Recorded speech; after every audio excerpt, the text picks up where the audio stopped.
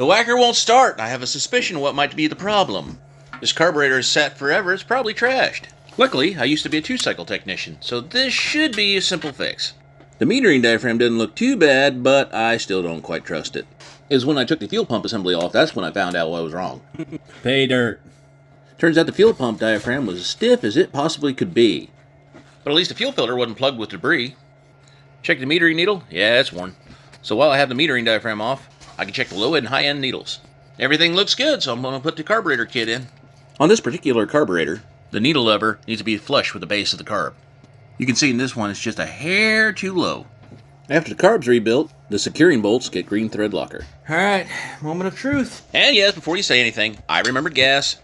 Alright, here we go. Let's see what she does. Choke is on, and give her a pull. Wait a minute. That didn't happen. Turns out it actually wouldn't start. But that didn't stop me from trying.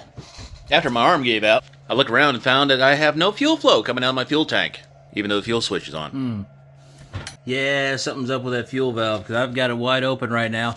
You can see it's dripping, but I've got nothing coming out of the hose here. I might have to buy the actual fuel tank that goes for it. Oh well. Failure is always an option.